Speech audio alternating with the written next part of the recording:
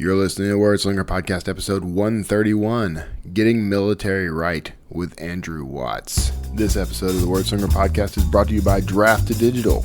Convert your manuscript, distribute it online, and get support the whole way at drafttodigital.com.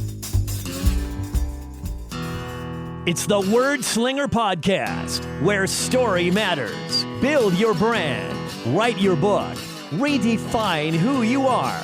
It's all about the story here. What's yours? Now, here's the guy who invented pants optional, Kevin Tomlinson, the Word Slinger. Word Slinger. Hey everybody, this is Kevin Tomlinson. You may have guessed by now, but I am the Word Slinger. And I have to tell you, last week's, I say last week's, the last episode, I actually skipped a week, and you may have noticed, and that's because of all the conferences and travel. It just, it got too much. It was too much. I wasn't able to do an episode in between, so I apologize. And I know there are folks who kind of you've come to rely on the Word Slinger Podcast, and I understand. And I want to apologize to anyone who was, distraught. You have not been forgotten. So here's the deal. That last episode I talked, it was a solo episode, and it was very well received. So thank you to everyone who wrote in and, posted on Facebook and that sort of thing. I'm going to have to do some more of those, I think, because people really did like that. But here's the deal. I talked, among other things, I talked about this very portable lifestyle, this very portable career move, right? Using your iPhone in particular. I talked about my experience with writing a short story using just the iPhone and its on-screen keyboard. I have actually interviewed Michael Laron. That interview is in the can, and I'll get to. I got some details about what's going to be happening with Word Slinger Podcast. If you'll hang around after the interview, I'll do some housekeeping there. But I got a huge response from people on this, including I got some emails, I got some comments, but I got also this voicemail. Hey, Kevin Tomlinson, this is C. Stephen Manley. I was just listening to your podcast, and while I don't do a lot of writing on my iPhone because I have fat fingers and the keyboard is small and I have a PC at home, so I can't get the two versions of Scrivener to link up, I did just this morning sit in the dentist's office waiting on my son, and while I was there, I used Dropbox and the browser on my phone to check my sales numbers and put together a couple of Amazon ads. So your portable writer career extends beyond just the writing and into the business side of things too. So thanks for the podcast and everything, and take it easy, man. Thank you, sir, Mr. Manley. Because if you have the last name Manley, there's no choice. Everyone must refer to you as Mr. Manley.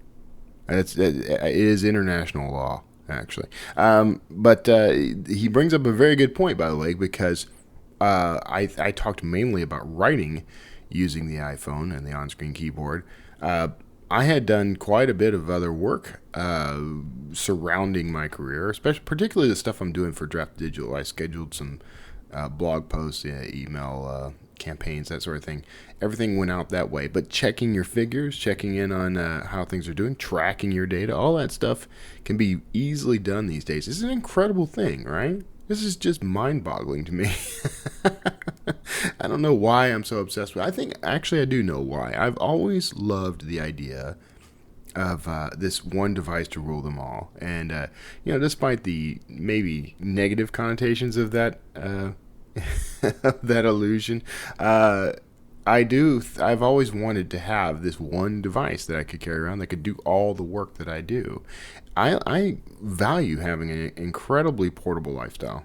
Being able to, let's just think about the wonders of the iPhone for a second. Just the iPhone. The Androids and all the others, I know they exist. I know they're there. They do the same things. But my experience is primarily with the iPhone. I've got a device that lets me not only be productive, but I can entertain myself on the road. I can watch, I have a little adapter to go to HDMI, so I don't have to rely on local cable. I can watch anything I want to watch on demand. I have unlimited data, so I can stream whatever I want. I plug into a TV in my hotel room if I'm going to do that. I rarely do that, actually, because I don't really typically have time or the inclination to just sit and watch TV in my hotel room. But I could do it at a cafe if I wanted to take a break from writing or answering emails or whatever. I can do my podcast on the phone. I can do all the things that make my life work. I can do on the phone. Some things are a little more difficult than others, but just incredible to me. And the fact that this technology is available and affordable in other places, in emerging markets worldwide, in African nations and Indian territories where you've got people who otherwise would have no access to this stuff. Now they have this device that can be concealed. So if they are involved in activity that is perhaps forbidden by their governments, let's just look at China, right? They've got technology that can allow them to connect and coordinate with each other. I'm not encouraging people to go out and rebel against their governments here. This is starting to sound a little weird, but what I am saying is we've got this technology that gives us so many more options than we ever had before. So thank you, Mr. Manley, for your voicemail. If you'd like to leave a voicemail, you can definitely do that. Just call me. Well, there's a couple of ways to reach me. I tell you what, I'm going to save that for a little later because I don't want to get off track. Because I have one more message to give to you, actually. This one's an email. And let me pull this up. Okay, so I got a question from Michael. I hope I'm pronouncing it right, Michael Bowie. That's how it's spelled at any rate. And here's the question. Fictional biographies and chronologies, can you successfully publish it as a standalone story narrative? Okay. I believe this is how that question is working. So forgive me, Michael, if I'm misinterpreting. But it sounds like you want to be able to publish the actual biographies of your characters, maybe the timelines, that sort of thing. I'm going to say that you can, in fact, successfully publish those as their own standalone additions to your stories. I think they typically work best when you do include maybe bits of them in the backs of books. For example, you could do something serialized. If you have a series, let's say you have a fantasy series, you could write out your whole, your character biographies and your chronologies, and in each edition of your books, in each new, why is the language failing me? With each new release, each book could contain a small bit of this overall chronology and biography. So that people are encouraged to buy each book if they want that information. That's a little extra nudge to get it. And then, after the series has run its course, you could go ahead and combine all those into one volume that people could buy. Even if they haven't read all of your books or whatever, you could pop that up there and make that available for sale. That's one way to do that. I always try to encourage people to buy the next book. That's why I put that out there. But I have seen people successfully, in the traditional world, you got guys like David Eddings who published, his series. He had two 5-book series, the Bulgariad and the Malorian, and pronunciation of those varies by taste. That's how I pronounce them. But he also published a couple of companion books to that. And one of them was sort of a, for lack of a better term, it was like a wiki of all the events and characters and the settings of his little world that he created. I bought that book and really enjoyed it. I mean, it's not the kind of thing you read cover to cover, like you would a novel, but it's more like a reference. And I'll periodically just hop back in there and find an entry about a character, read up on that character just for the fun of it, I mean, it's a little bit like research at that point, but it's a fun thing to do. I would offer this sort of thing as a top of funnel offer for people to get on your mailing list, actually. I think this kind of stuff is great for that. If you spend the time and build it, you might leak bits of it into the backs of your books, like we suggested earlier. Create a unified volume of this, and you can put a little CTA that says, hey, if you'd like the whole thing, including some bonus stuff that's never going to see print anywhere else, you can get this unique book by joining my mailing list at, suchandsuch.com. And, use a service like Damon Courtney's book funnel to deliver that. At that point, I don't know if you want to... you can your choices there are you can give it away for free, or you can sell it at a dramatically low price, which I'm starting to prefer this strategy. Make it $1.99, right?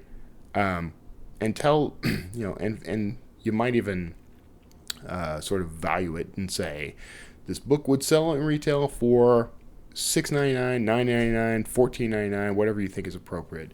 But you can get it for $1.99. It's the complete set. You can only get it if you sign up on my mailing list, and you'll get a link to purchase it at this reduced price.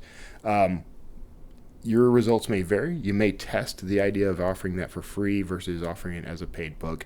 I'm starting to lean towards qualifying my list more with paid offers, and we're going to see how that works. I haven't jumped into that per se just yet, but it's on the list of things that I'm doing. So take that for what it's worth. If you've got opinions on that, feel free to reach out to me. I'm going to go ahead and give that number after all. It's 281-809-WORD. That's 281-809-9673. Actually, here's what's going to work better. If you just go to wordslingerpodcast.com and click the send voicemail button, it's right in the bottom right corner of the screen right now. You can leave me a quick voicemail right from your computer, from your phone, from anywhere. So do that. I think if you have opinions about this, or you got a strategy you're using that works or whatever, that's a great tool. So, Michael, thank you. I hope I answered your question. If I didn't, hit me up again. Michael actually emailed me from the site at wordslingerpodcast.com. He clicked the contact button. So that's a great place to start if you want to just ask me a question. I'm happy to answer. And if you have questions for some of my guests, past guests, I'm happy to run those out there on your behalf as well. So with all that said, now that we're through the voicemails and emails, let's get into this interview. Since I've been writing thrillers, there is a component to my work that involves the military on occasion. Now, I have a limited experience with military. I used to do some documentary television work for PBS, and I've done some stuff for History Channel and Discovery and that sort of thing. But I've talked to and interviewed hundreds of mostly Vietnam vets and some of the vets from like World War II and Korea. I've talked to quite a few vets over the years, largely pilots, but a lot of special forces guys. And that's where the bulk of my sort of instinct and my experience comes from. But despite that, I wasn't in the military, so I don't have that to draw upon. And the rest of my experience is through movies and TV and books and that sort of thing. So sometimes I get things wrong, and people let you know when you get things wrong. So we're talking today to Andrew Watts.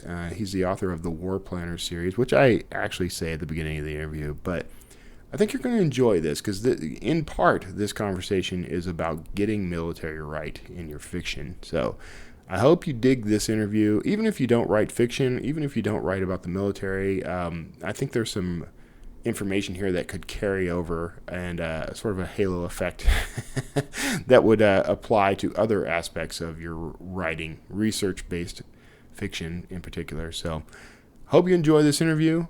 Stick around after. We'll do a wrap-up. I've got some news about how things are going to go with the Wordslinger podcast in the very near future, so you're going to want to hear that, and I'll see you on the other side. Hey everybody, thanks for tuning in. Today I'm talking to, this is going to be an interesting conversation actually. I'm talking to Andrew Watts. He's the author of the War Planners series, which you can pick up on Amazon for sure, and you can also find him on his website, which we'll talk about. But Andrew he graduated the US Naval Academy in 2003. And he served as a naval officer and helicopter pilot until 2013, and that's very cool, actually, Andrew. So I'm looking forward to this conversation because I've done some documentary film work on historic aviation, so we might have some common ground to talk about. But at any rate, welcome to the show. Thank you very much. So among other things, I mean, military and anything to do with the military in fiction. It can go either way, depending on who's doing the writing. So one of the things I really wanted to talk to you about is how we can get that right, because some of us didn't serve in the military. And by the way, thank you for your service, because I appreciate it. I do appreciate that. I did not serve in the military, but I've worked with so many veterans and in active military over the years that I have a very deep appreciation for you guys. And I know that one of the things that irks people who did serve is when people get military wrong. Do you see a lot of that? So it's funny you mention that. The other day I was looking at one of my reviews, and of course, like most authors, I think I focus on my negative reviews more than my positive reviews. Probably. Yeah. And so I saw one of them, and it was I think it gave me a negative review, and the headline of the article was something like, or the headline of the review was something like, good plot but wrong facts or something. And it was somebody that was very into guns, and I think I made a mistake about one gun having a safety when it didn't really have a safety, or something like that. Yeah. So yes, I have fired torpedoes, Hellfire missiles, automatic grenade launchers, and a lot of different types of machine guns, and even I will make mistakes on all that stuff, on all the technicalities. And by the way, all that said, reviewers beware, because you exactly right. No, I'm sorry. It was really, and I think one of the other things the review was talking about was like, if he's getting this wrong, maybe he isn't getting stuff about the aircraft carrier wrong, and I was thinking to myself, I'm like, I started writing my draft while I was deployed on an aircraft carrier, so I'm pretty sure I got it right. But I think it's hard. Veterans and law enforcement officers probably have a distinct advantage over people that haven't had experience in that world when writing about it. Right. Just like anybody, somebody who has a background in anything is going to have an advantage over knowing what people will talk like and what it smells like and sounds like and feels like. Yeah. So I think, military folks will have an advantage there, but at the same time, I think, if with the tools that are available to us today on YouTube or just doing any internet search, you can find out a ton and add little details here and there. Yeah. That will go a long way. And I think so much of what we know is important to the reader is going to be identifying with the characters, So. Right. Yeah. I mean, I tend to try to avoid the hornet's nest by, I do know a few things, so I'll sprinkle in what I know, and then I'll supplement that with a little bit of research, but I try not to go overboard with that kind of detail because I know I'm not an expert. So, and that, it seems to me that the issue of a safety on a weapon that doesn't have a safety is the one thing that trips up like everybody. Oh yeah. Yeah. I hear that all the time. I even researched it after the funny thing is, so I used to be a helicopter pilot. I would do counter-piracy flights off the coast of Africa. Oh, that's pretty awesome. We would actually carry a weapon with us while we flew. I think thinking that like if we got shot down and we're in the water, somehow that was going to help us, which I don't think it would have. But right. And I'm thinking like I'm pretty sure I wrote down the same type of gun that I used, and I felt even worse because I didn't remember whether it had a safety or not. But but it does. That trips up everybody, and it's the kind of thing that only, mostly just enthusiasts are really, they really care about that. They really care about getting it right. So. On one hand, I'm saying don't worry about it, but on the other hand, if it matters to like the power readers and the type of readers and consumers that are really they're gonna be the reviewers, then do a little research, try and get it right. Right. Like I will from now on. Yeah. Now so whenever I do my little sort of pre-interview kind of thing. When people are signing up for the show, I ask them what they want the topic to be. And one of the things you mentioned was military experience, which we've just talked about, versus military/espionage fiction. Do you want to elaborate on that a little? Yeah. So I think kind of like we talked. Yeah, we kind of have talked about that. True. Yeah. I think it can be one of the things that I thought was helpful to me was, having the experience in different situations in the military. I've done some missions that were extremely exciting.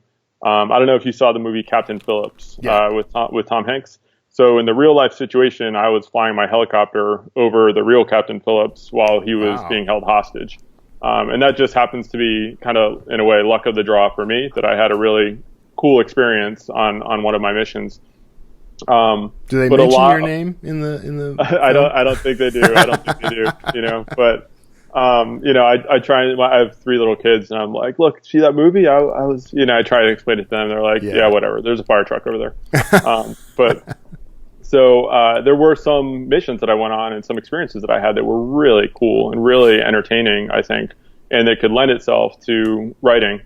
However, I would say 99% of what I did in the military was extremely boring, and you would not be able to write about it, because nobody would want to read about it. But I do think, just like we talked, I think that the experience in the military can kind of help you know what life on a Navy destroyer is like, or know what it's like to try and grip the cyclic on a helicopter when you're trying to land on the back of a boat at night on night vision goggles. So you can kind of get some of that realism. But I think that anyone that is listening to this podcast knows how what the different parts of a story are and what the different elements of a story are that make it good. And like we talked about, I think as long as you can capture 1 or 2 details here and there in that genre, if that's what you write in, then I think you're going to be able to if you can tell a good story, all you need are a few of the details, and the story is really what matters, I think. Right. Yeah. And of course that's true. That's true with any genre, but it is funny though, because when you write, military, espionage, any kind of thriller, it seems like the audience is almost reading it to find the errors. Yeah, I know what you mean. Yeah, which is unfortunate because I don't do a lot of heavy detail in my stuff, So I maybe that's working to my advantage actually. Now that I think about it.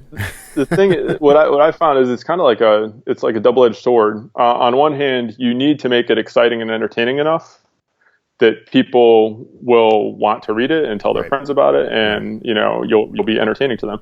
And on the other side, if you make it so entertaining, it kind of gets away from, like I talked to, realism. It'll get less realistic. Yeah. And then a lot of the people in that genre are like crusty old men, like my father, that will they'll read it. That would never happen, and they'll stop reading after the first few chapters, and then you'll lose them. So you gotta it's a fine line you gotta walk. And if my father ever listens to this podcast, I love you, Dad. You're not crusty, but it's a fine line you got to walk. But I think it's something that different genres want and expect different things. The happily ever after endings, whatnot, in romance and a lot of times in thriller. But I think realism, being realistic, is something that in military thrillers, a lot of the audience, a lot of them are veterans, and they do have experience with different lifestyles in the military, and a lot of them have gone to war. And I think that you need to do your best to try and weave in some of that realism, but know that really what they're there for. One of the authors that I love that wrote a lot about the military is W.E.B. Griffin, Webb Griffin. Yes, yeah. Have you read his stuff? And the funny thing about him, the funny thing about some of his books, especially the Brotherhood of War series. Mm-hmm. So if you look at the cover, it's got all this military symbolism on it, and you read it and it's all about war, right? But if you actually, or you read the blurb and it's all about war supposedly, but then you actually read the book and he leaves out all the battle scenes, or really most of the action sequences. It's all about the characters. It's about the wives of these officers in the army, as they're going through, from World War II to Vietnam. It's about the relationships and the people. It's almost like a soap opera that Right. just happens to be set in the Army, during several decades, and you follow these characters. And it was I love those books. And I think the people that were in the military and a lot of veterans, they love those books. And it didn't have to do with shoot 'em up action or anything. It was something they could relate to. It was people and characters that they could relate to and situations they could relate to. And I think that that can go a long way. And, any writer can do that. Yeah. Yeah. And, I've sat through like war games and like simulated air battles and that sort of thing. And they're very exciting when you're there watching it live. But if I had to write that stuff down, it would be very boring because it's just, one explosion. I mean, how many different ways can you describe an explosion or an aircraft taking a hit or, trails of smoke, so very exciting to be a part of or to watch on a screen, but not so exciting to read on a page. Yeah, I think you need some of that stuff, but I think it's more about the suspense of not knowing what's going to happen than a twist on an unexpected situation, unexpected solution to a problem, and then it all kind of comes together. Yeah, and that's what people crave, and that's why people, when they're like, oh my God, Finkel is Einhorn, mind blown, it's that kind of stuff that people really enjoy. So here's my Ace Ventura reference. Exactly. I saw you sneak it in there. I was going to just casually let it float by. So you would you describe your work then as character driven? I try to. I mean, my guess is, my guess is I'm probably like an average. If I'm average among your audience as far as my writing talent goes, I'll be thrilled. Yeah. I think that I can kind of get over the hump of satisfying my readers because of some of my experiences and being able to kind of weave that stuff in there. Right. But I really want to be. I want to make them care about the characters and make them care what happens to them and want to because to me all the books that I love, like Game of Thrones, I loved the Game of Thrones series. Yeah. And it's because I cared about what was going to happen to every one of those characters. Right. Right. So I try to be, I try to make it about the characters. Yeah. And I'm biased on this, but I think all good fiction does try to make it about the characters, even those books, there are those rare books where it's sort of either it's a man against nature kind of story, or it's, there may not Jurassic be. Park. Yeah. We want to identify with the protagonist for sure. But if you're just surrounded by wooden, flat characters, and the whole point of the story is to count the number of explosions, I don't really find that entertaining myself. Yeah. Right. It's war fiction in particular, by the way, was not something I was ever interested in growing up, and became more interested in as I sort of worked with veterans and started telling stories. And on the topic of getting details right, like I've actually written scenes that I know happened, fictionalized versions of actual real world combat, and gotten criticized for it being inaccurate or. What? And I'm taking details directly from life at that point, so I don't think there's much hope really of pleasing everybody who reads this stuff. I don't think you're ever gonna please everybody. So why try, right? I think when I first started writing, one of the things that I think gave me a sense of relief is when I read this comment on K-boards or something, and it was saying like, if you want to feel good about negative reviews, just like find the best authors in the world and like go read their negative reviews. Yeah. And so I did that, and it was immensely satisfying. Yeah. Actually, it starts to make you feel slightly inadequate because you're like, my reviews are bad, but they're not this bad. Like, what am I doing wrong? Right, how come Neil Gaiman's getting worse reviews than I am? That's a weird sort of, self-flagellating version of envy, I think. It's kind of funny. So, okay, so you had like a 10-year career, or how long were you in the military? Yep, 10 years. 10 So years. I went to the Naval Academy. Technically, I was active duty then, so if you count that, 14 years. But Okay. graduated in '03, went to flight school for a couple years. From there, I went to Jacksonville, Florida, and flew helicopters off ships, and I deployed around the world. I did some counter-drug operations in the Very Eastern cool. Pacific. And then I did some a counter-piracy deployment off the Horn of Africa. And then I came back and was a flight instructor down in Pensacola, Florida for a few years, which was pretty awesome. Yeah. And then my last deployment was on an aircraft carrier. I helped to kind of run air operations on an aircraft carrier, the USS Enterprise, on her final deployment in 2012. And Nice. then I got out in 2013. And at the time, so when I went on my final deployment, it was about I was probably gone about 10 months out of a year period of time. But there was a chunk, an 8-month deployment in the middle of that.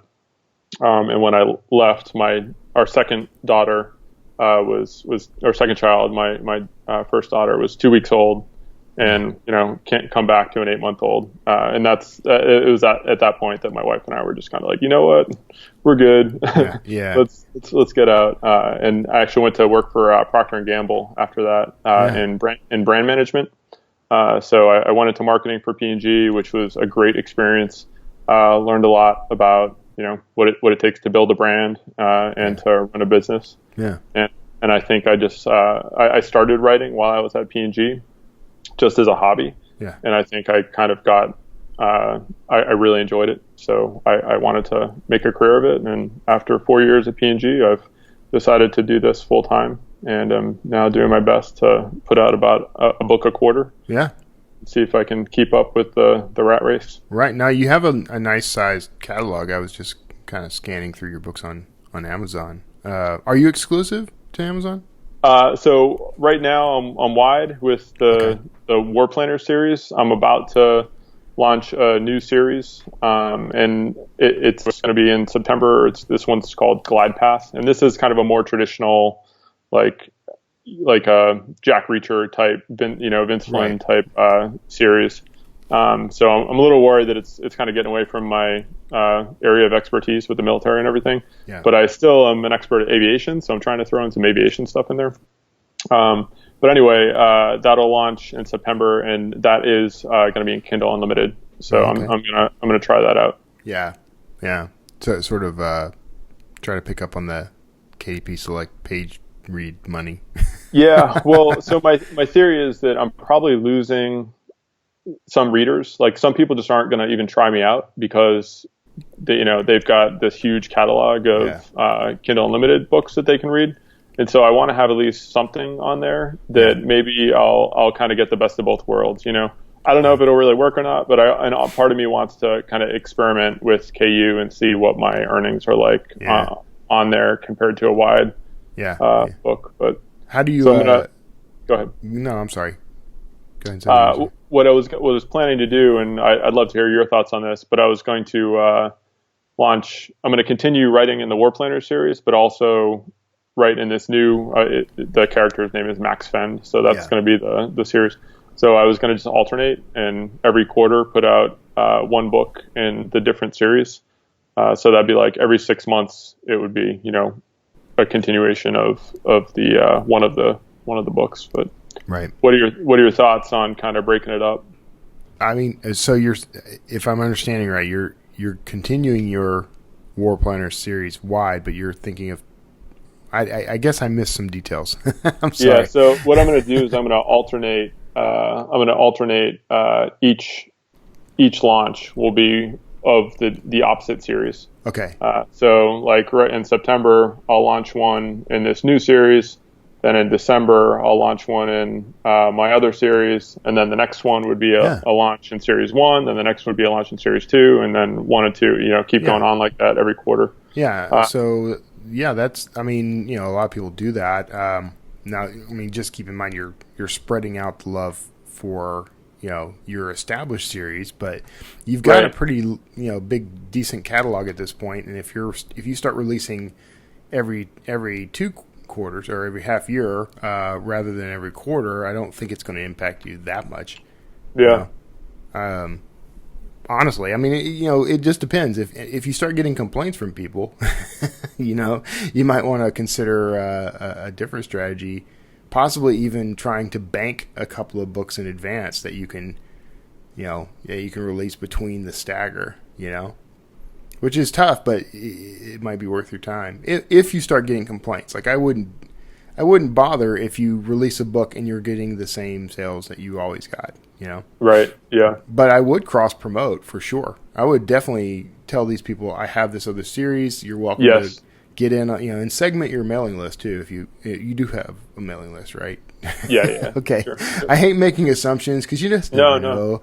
But yeah, I mean, definitely segment your list for both series if you want. Right. Because it will help you if you consider those to be different genres, or at least different subgenres. So yeah, I think that's accurate. Yeah, that's cool. I'm gonna want you to let me know how that goes. By the way, because I'm kind of doing something similar in that I pulled back my thrillers because I started writing thrillers full time. I still have like 40 some odd books in other genres, and now I'm experimenting with. I'm trying to build up a readership for these thrillers because I've only got like 3 of those books written. So I put them in KU to see if I could get some momentum going on that. Uh-huh. So I'm kind of doing the same thing you're doing. Yeah. So I think I'm trying to have the best of both worlds, Yeah. Because I mean, so at P&G, they've got some of the biggest brands there are. Yeah. And I think I learned a lot of lessons from that, but. So like you talked about, like the 2 series that I'm launch, one I'm about to launch, they're in the same genre, but they're different subgenres. Right. So my thought is, with a brand expansion or brand extension, you got to make it kind of similar. So there's overlap, of what your reader or what your consumer is interested in. And so that's kind of where I was coming from there. Right. I think someday I would love to, do sci-fi or something as well. But I think for now, I need to at least be close enough to what I already write about that there's overlap. Yeah. That one's tough, by the way, because genre hopping it slows you down quite a bit. Like It's not that you can't succeed doing that; it's that it sort of diverts the flow a little. And every time you do it, you're developing a new brand, and you have to develop a new strategy. And strategies from the rest of your work don't always go. So How are you distributing? Why you're using draft to digital, right? No, I think we talked about that. So when I first started, I didn't know anything, So I think I probably Google searched how to self-publish a book, and Smashwords was one of the first things that came up. Right now I only use them for Nook. Okay. And the only reason I haven't, I was thinking about going direct to Nook, or I think I might have looked at Draft to Digital. Yeah. But the only reason I haven't is because I didn't want to lose my reviews. And I don't even have a lot of reviews on Nook. Yeah. I have, way more on the other sites, but I feel like it took me so long to build them up. Yeah. It would. I just don't know that reviews matter as much on Nook as they do on Amazon, and maybe they do. And I have my books on BNN, and I don't see any noticeable difference when they get a review, So I hardly ever see sales from Barnes and Noble, really. So it's just not something I guess I've dug in on, but. No, that's cool. Yeah, and I really just messing with you, man. I know you're not. That's fine. DB, and I don't blame you for going to Smashwords. I went Smashwords when I first started because that was the first thing I encountered. But So, I was pretty psyched on here's my brag. I got to number 1 on the Nook store last week. Excellent. During that promotion, so I was pretty psyched about that.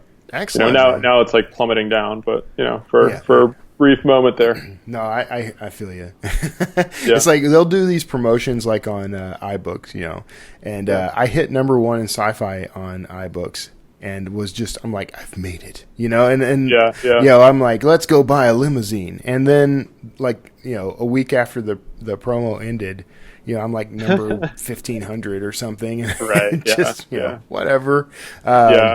all my numbers are coming down now, but I was really psyched about last week. Yeah.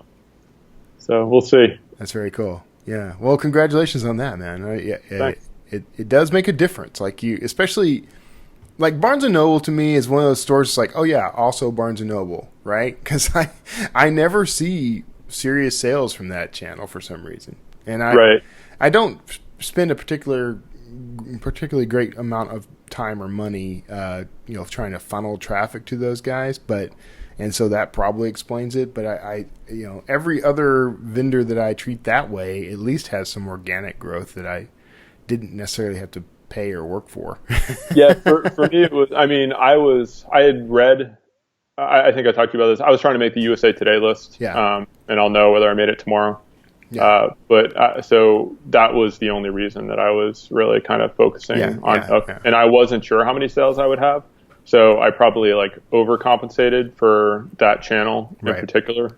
And most of what I did was one, there's the BookBub featured deal, but I spent a lot on BookBub ads, specifically focused on the Nook store. How are you finding those, by the way? How's that working for you? If you target authors, it works pretty well. But like everything, you got to have a price point that will, or enough sequential books in the series that your lifetime value, per conversion is going to make it profitable. So yeah, I think the BookBub ads work great because you're hitting a bunch of power readers that are looking to find books, but you've got to price it appropriately. If they've never heard of you, and which on BookBub is $2.99 or less. Yeah. And then the other part is like it doesn't train the Amazon algorithms the way you might want.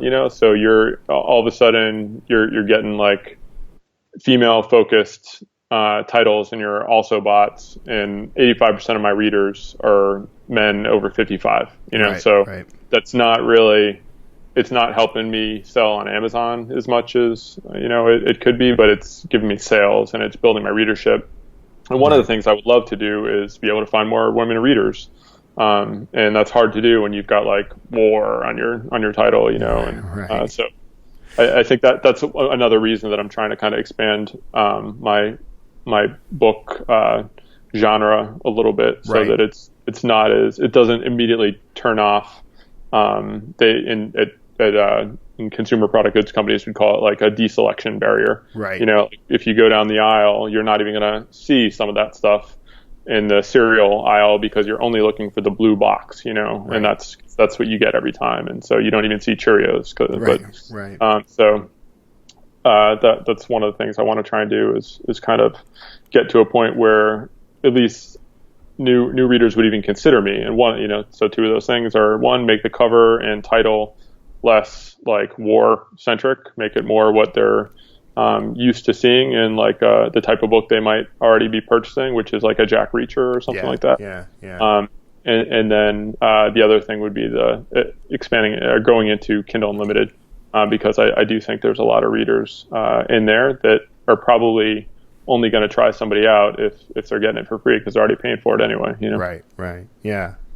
Less Clive Cussler, more Lee Child then. And I think so. Yeah. And then, what's funny is what I picked up on right away is that the majority of my readers tend to be women, like 65 and up, which is to me really odd. But then as I looked into it more, I mean, that's traditional for my genre, like the sort of Dan Brown type thrillers. It seems to be primarily women who pick those up and read them, which I never would have guessed. Here's a question for you, and this has been something that I realize you're supposed to be talking to me, but I'm asking you the question. No, go ahead. So here's my worry, because I look at a lot of, I've looked at some of the BookBub stats, and I survey my readers too to try and find out how old they are and what their demographics are. Yeah. And the vast majority of my readers and of BookBub readers are over 55. Right. And it even skews heavier, like over 65, a higher concentration. So is the reason for that because they're finally retired and they actually have time on their hands that they can read a lot? Or is it because they were kind of, the people at that age just haven't been indoctrinated into the smartphone world, so they're not as distracted. And if that's the case, are all of our customers someday no longer going to be with us while we're still trying to make a living on this? Yeah. Yeah. And now everybody's watching Netflix instead of reading books. Yeah, I think it's a little of from column A and column B, honestly. So here's what's interesting. The interesting phenomenon to me is that young readers are now discovering their literature online through services like Wattpad, right? Uh-huh. So I think, and of course, on Wattpad, they don't pay anything for it. And my theory there is that if you nurture an audience on Wattpad, as they mature, they start thinking back on, maybe they have a love for reading it by that point, hopefully, and they start thinking back on the authors they discovered earlier in their life, and now they become customers. So it's sort of a long game. I think that the point that they may be sort of picking up books as they retire, that age range is probably pretty accurate, because I think at a certain point you kind of get sick of the deluge of media, and I think you're more likely to look for something that you sort of can immerse yourself in, that you more fully control.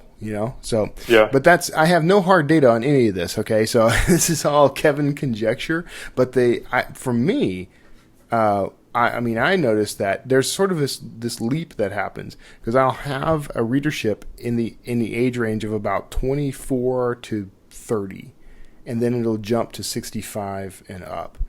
Because everyone with kids is like, right. Exactly. I don't have time for that. Yeah. Right. Yeah. Right around 24, what's happening? Most of these kids are getting out of college. They're already used to having to read, right? So they're out looking for things to sort of fill the void, really, Yep. And they don't have families to worry about most of the time. They're out kind of living a different type of life, and then around 30 they start settling down, and they don't have time for 30 years. So, right. Seriously. Yeah. So that's my theory, and I don't know how accurate that really is. It's not like I've done a formal study of it, but the number of people that I talk to from my reading list, from my reader list, who fit that demographic. That's the lifestyles that they sort of convey when we talk. It's always like that.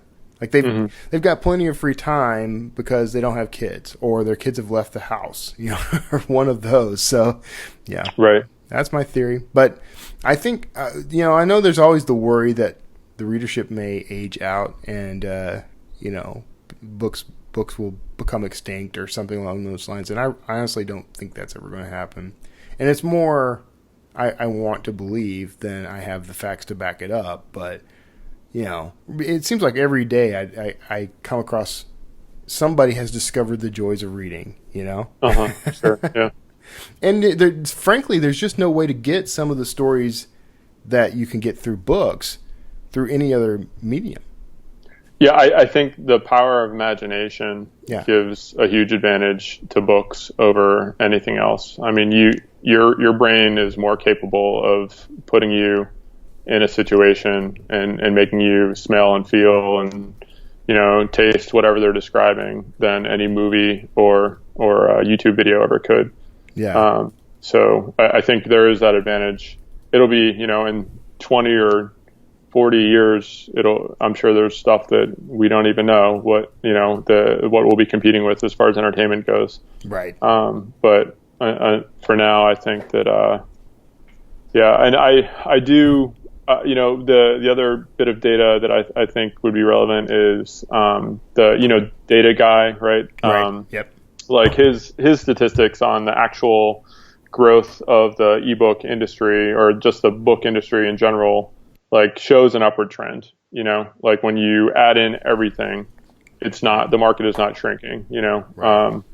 And so I think that would suggest to me that people are not aging out of the book market, and if anything, it's growing slightly. Right. Well, and I think that and you kind of brought this up. The idea that people there's that distinction between ebook and print right now that I think is the gap on that is kind of closing, because I think more people are discovering how useful it is to be able to just pick up their smart device and just start reading, rather than having to carry around a book all the time when they travel, or when they're at the grocery store or something along those lines. I still think there's a love for print books, though. Like people just hang on to it out of a sense of nostalgia, and that's me too. I still buy print books, right? A lot of them too. But anyway, I think from what I read, and I think this might have been from that Data Guy survey, is that the trend in fiction is shifting way over to ebooks. So yeah. And so that I think it's, which is good for us. I mean, it makes it easier to sell. The more people there are that are that we're potentially selling to, the less of an advantage traditional publishers hold over us, because they're the only ones that can get into Barnes and Noble. Right, exactly. So. Yeah. Well, yeah, and that is, I think, in large part, that is author driven too. I mean, we're out producing the work, and there is an audience for it. So, despite the fact that there is that contingent of readers who, I'm never going to read an ebook, I wouldn't dare. They're not really our target audience, so and that's okay. Like we're aiming at the people who do want to read on ebook, largely. So, that's an interesting concept. We could probably go off on a tangent on, but we're at our time now, unfortunately. So, no problem. Man, so fascinating interview, and I'm glad I had you on, because this is just the topic of war in fiction is one of these that I think a lot of people are very interested in, and sometimes they're afraid to touch for various reasons. So I'm glad we had a chance to talk about that. But, so where can people find you and your work online? My website is andrewwattsauthor.com, and if they're interested in me or my books, they can go there. All right. That's perfect. See, one-stop solution. And of course you're using Universal Book Links to promote your... I am. Are you really? Yeah. I was just going to mess with you. All right, cool. No, see, that's my favorite tool of all time, by the way. I joined Drafted Digital right as they were preparing to launch that. That was the first campaign I ran there, and so there's a little bit of nostalgia there, but I still think it's the most awesome tool for promoting your work. Makes my life easier anyway. So yeah. All right. Well, so everybody listening, thank you for tuning in, of course, and thank you, Andrew, for being on, man. I do appreciate that. Please go check out his website, andrewwattsauthor.com. You can find a link to that in the show notes, of course, along with some other links. You can find his Amazon author page and a few other things. Go check his work out. Buy all of his books. Pester him to sign them for you, that sort of thing. And thanks again for being on, Andrew. Thank you, Kevin. All right, everybody, stick around. You're hearing the groovy music right now, and we'll give you some housekeeping and updates right after this musical interlude. See you on the other side. And this is said other side. Thanks for sticking around. Okay, I hope you enjoyed that interview. I hope you got something out of that. I did. I enjoyed talking to Andrew quite a bit, actually. There's something about military guys, man. I don't know. There's a part of me that kind of regrets that I didn't go into the military when I had the opportunity. There's a kind of brotherhood that happens there. But then you meet occasionally the guy who isn't so clean cut and nice. But for the most part, man, I truly respect the people who kind of put it on the line, who, military, police, firemen, paramedics, everybody who is out there just dedicating their lives to making sure that other people's lives go on. I mean, it's always, it's kind of a moving thing for me, a very touching idea. Very Christ-like, by the way. If you happen to be a Christian, I mean, that's, no greater love is the scripture. And I'm just always very happy when I meet these guys who are doing something remarkable with their lives as well, with their lives, because they tend to give all the time. And they can empty themselves. Like I said, I've talked to a lot of veterans, and occasionally you meet the veteran who he gave all he could give, and now he feels like he's an empty shell, and that makes me incredibly sad, because these These guys have so much to offer the world, beyond just their service, but they also deserve so much from the world. So if you have served in the military as a police officer, a fireman, a paramedic, anybody, any field in which you have put your life on the line or just sacrificed, other aspects of your life altogether in the service of others to maintain freedoms, to maintain our safety, our health, God bless you. And I honestly respect your choice and respect what you've done. You're a hero. So thank you. Now, housekeeping stuff. We got some changes coming up, and they're gonna start as of next episode, actually. So here's what's happening. For the past few months, I've been conducting interviews using a whole other platform. I've been using Zoom instead of Skype, and everything you've heard to date was recorded on Skype. I have a process, I have a tool. It works very well, and so I have been very reluctant to change, but I did change because there was something I wanted to do, something I wanted to fold into the Wordslinger podcast, and that was video. And while Skype does have video and works fairly well, I occasionally would have glitches. If I tried to record in video, it was always problematic. For one, not everyone uses Skype, so I would always have to talk them through that. Zoom is kind of the same issue, except that I can give them a link that encourages them to download the software and then takes them directly into the meeting with me. So it works just a little better, and I get a lot of really cool benefits out of using it. This isn't about Zoom though, although I do recommend it at this point. Zoom.us if you want to try that. But here's what's happening. I've been recording video, and as of next episode, which will be an interview, the first one I did on video, I was with my good friend and writing partner, Nick Thacker, whom you've heard me refer to before, who has been on the show before. We also did the Self-Publishing Answers podcast together. He and I have done quite a bit of work together. So if you're not familiar with him, he's a thriller author, very successful in his own right. He just recently went full-time, and I've got his first interview basically about that. So we're going to talk to Nick Thacker, and you'll get to see and hear Nick Thacker and me. I'm going to start posting these on the Wordslinger podcast YouTube channel, which I will put a link to in the show notes, because currently that channel has one subscriber. Can you guess who it is? But it's brand new, okay? Give me some slack here. But there are also no videos on it. But if you want to get ahead of the game and know when the podcast is live on YouTube, then hop on over to that link. And I think what I'll do is create a bit.ly link. In fact, through the magic of pausing and audio editing, I now have a bit.ly link. If you go to bit.ly/Wordslinger podcast, all one word, that will take you to the Wordslinger YouTube channel. So go do that, and I think you'll enjoy the results to come. bit.ly/Wordslinger podcast. That'll take you to the YouTube channel for the Wordslinger podcast. And as I upload new content, you'll be able to see it if you subscribe.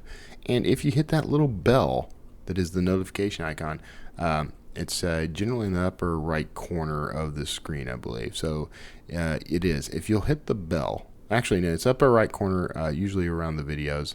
On the subscription page, it's right next to the subscribe button. So if you will click that, you'll get notifications every time I publish a new episode. I think you're going to want to do that, because if you're a fan of the show as a audio podcast, there'll be some cool stuff happening from time to time, at least, as I get my feet under me on the video side of this that you won't necessarily get in the audio podcast. So there's some incentive. For the most part, they're going to be the same episode, but this is a different way for you to enjoy it. I'd love it if you would subscribe and start sharing these videos as they come up. That would help me quite a bit. I am going to try to monetize that channel, so just so you know, heads up. I mean, I'm going to try to make some money off the deal, but that's not. It may not be a fortune right away with one subscriber, but we'll get there. Everything's got to start somewhere, right? So thank you for that, and I think you're going to enjoy this new iteration of the Word Slinger podcast. I know I've talked a little about this in the past. I'm also thinking of using this as a very good time to pull the trigger on the website. It's not entirely ready because I've been at conferences and haven't been able to finish up. I got a lot of work ahead of me on transferring the actual episodes over. So I have to take a look and see if I can make this work as is. I didn't want to do the whole relaunch kind of thing because I don't want to lose anybody in the mix there. But I may have to sort of decimate the back catalog for a bit.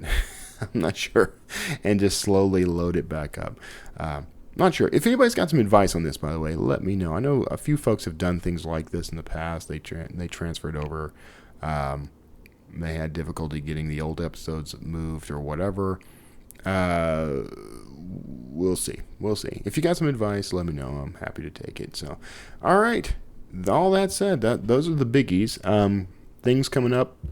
Karen and I are actually going to get on the road this time next week. So that would be, if you're listening to this on launch day, is Friday. So next Friday, I will be driving for several hours.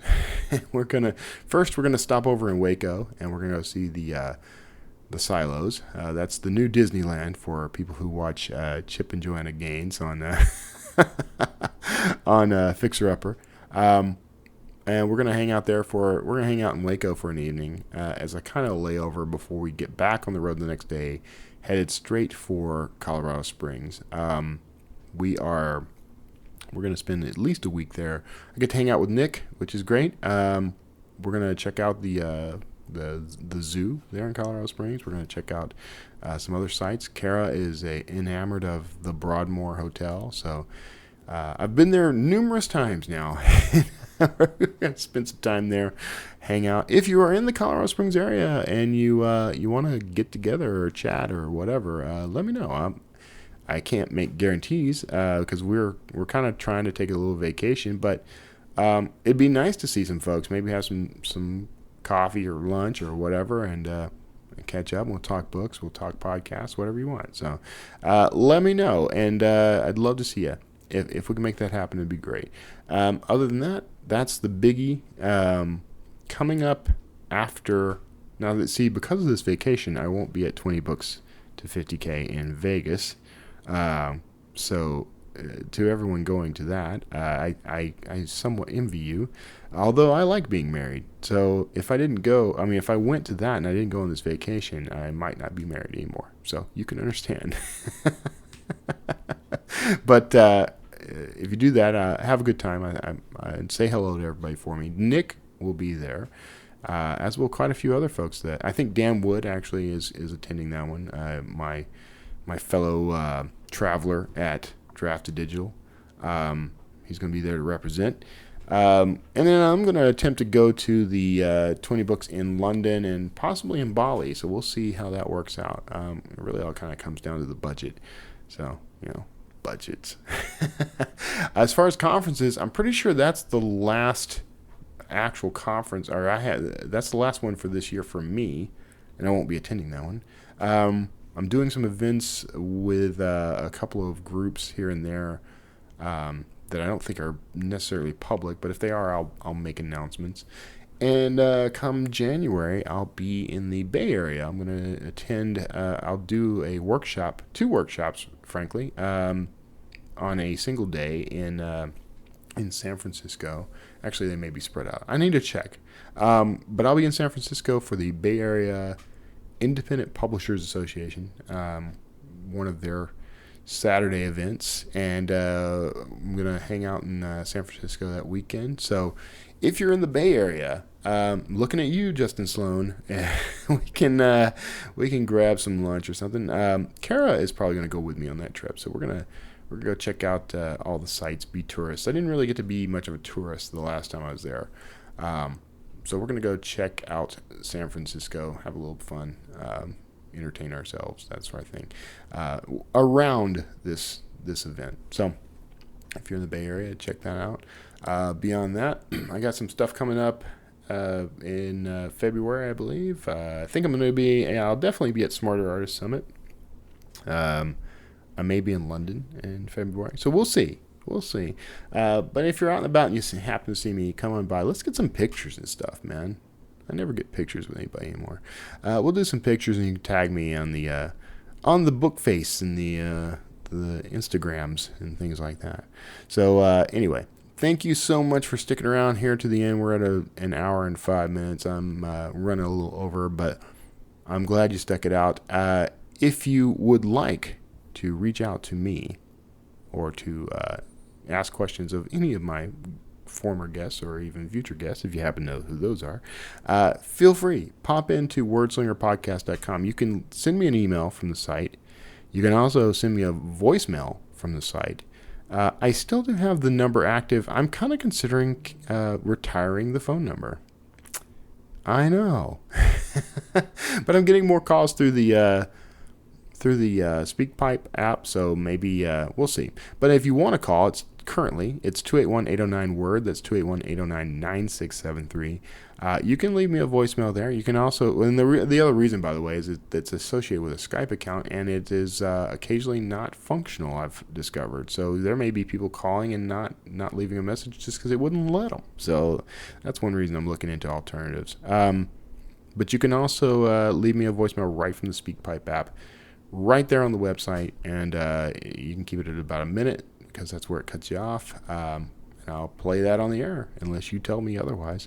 But thank you so much to everybody. By the way, if you're a reader of my fiction and you're tuning in, I really appreciate all the emails and everything I've gotten recently. I got a ton of great emails and reviews and things on the Atlantis riddle because I did a promotion for that at the beginning of September.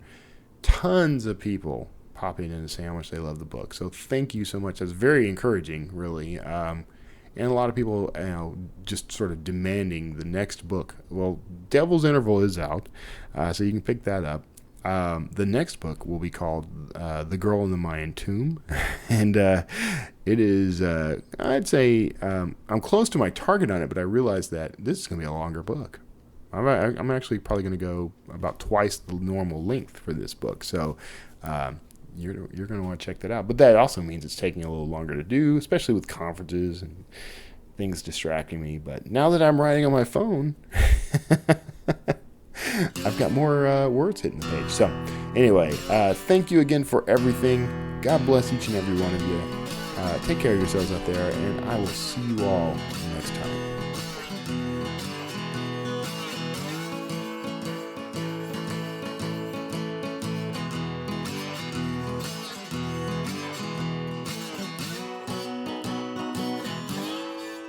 Word Slinger.